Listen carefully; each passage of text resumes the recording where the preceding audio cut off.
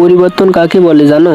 তাহলে শোনো, তোমার মেসেজের অপেক্ষায় থাকা মানুষটা এখন আর কারো মেসেজের রিপ্লাই করে না।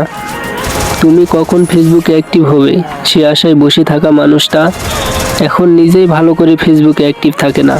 তোমার মেসেজের অপেক্ষায় রাতে না ঘুমিয়ে থাকা মানুষটা এখন তুমি ঘুমানোর আগেই ঘুমিয়ে পড়ে।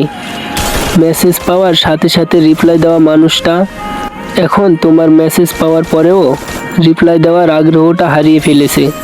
একদিন কথা না হলে যে মানুষটা রাতে না ঘুমিয়ে সকাল করে দিত, সেই মানুষটা এখন রাতে ঘুমানোর সময় ফোন অফ করে ঘুমিয়ে পড়ে, যাতে করে রাতের ঘুমের আগে কেউ ডিস্টার্ব না করে। যে মানুষটা কথা বলতে গেলে তোমার সাথে ঝগড়া করতো, সে মানুষটা এখন ঝগড়া কেন, কারো সাথে কথাও বলে না। যে মানুষটা পৃথিবীতে সবচেয়ে বেশি ভালো তোমাকেই বাসতো, সে মানুষটা এখন তুমি কেন পৃথিবীর কাউকে মূল্যায়ন করে না। সুখ দুঃখ সবার জীবনে থাকে, কেউ প্রকাশ করে আর কেউ করে না।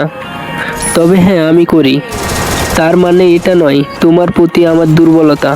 একটা কথা মনে রেখো, তোমার প্রতি আবেগ কমে গেছে তা নয়। কোনো এক জ্ঞানী লোক বলেছিলেন, অতীত থেকে কিছু শিখো, তাহলে জীবনে কিছু করতে পারবে। তবে ওই ভদ্রলোক এইটা বলেনি যে অতীত নিয়ে আঁকড়ে থেকো। আমার জীবনে সবচেয়ে বড় ভুল ছিল তোমার অতীত নিয়ে আঁকড়ে থাকা। তবে দেরিতে হলেও এটা বুঝতে পেরেছি তুমি আমার জন্য ছিলে না।